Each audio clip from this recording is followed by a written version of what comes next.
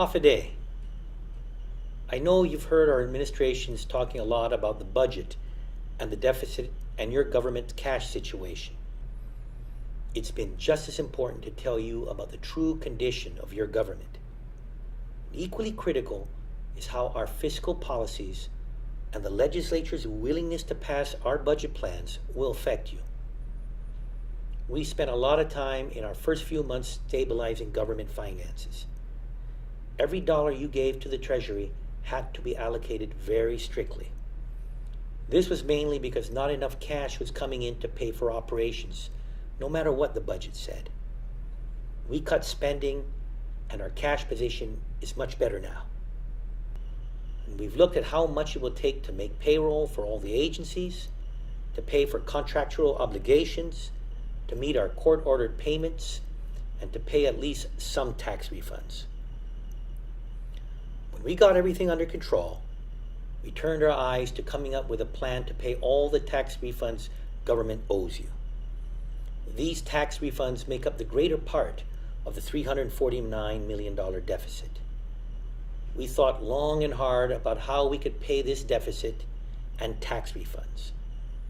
The most obvious solutions are to raise revenues and cut expenditures until the deficit is paid down. Well, even with severe tax increases and severe furloughs of government professionals, including teachers and medics, it would still take anywhere from 3 to 10 years to catch up on refunds. And that's not a good option at all.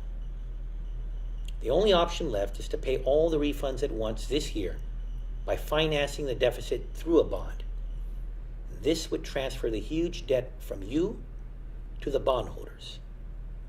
By December, if this bond passes in the biennial budget by August, you will have your past due tax refunds.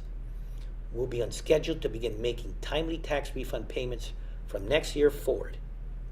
It will be the first time in 20 years. We have a good plan to set our finances on track and fix the structural imbalance of the general fund starting in October this year, when the new fiscal year starts. The problem we are having now is getting through this fiscal year. Unfortunately, Ray and I inherited a fiscal year 2011 budget that was short to begin with.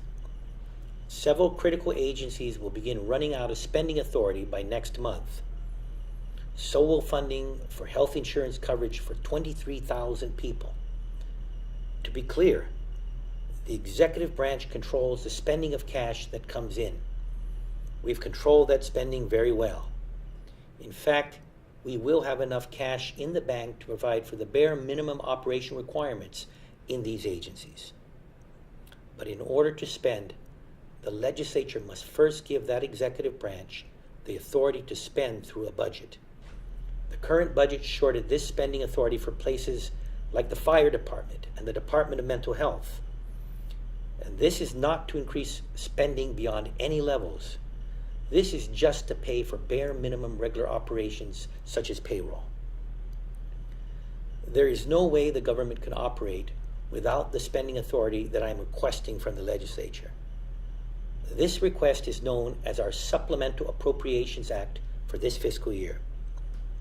We need this bill to pass the legislature by this week in order to avoid any of the negative consequences.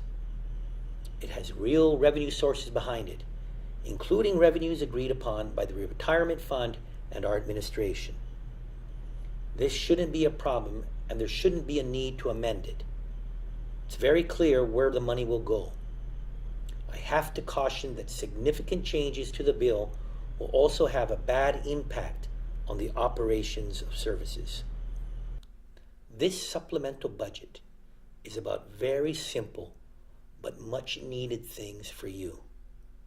It means 23,000 employees, their dependents, and retirees will either have health benefits or not.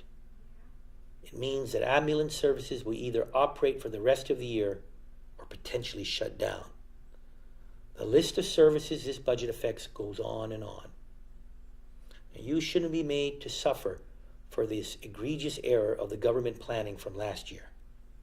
But I have a responsibility to let you know what this shortfall can cause if it's not fixed within this week.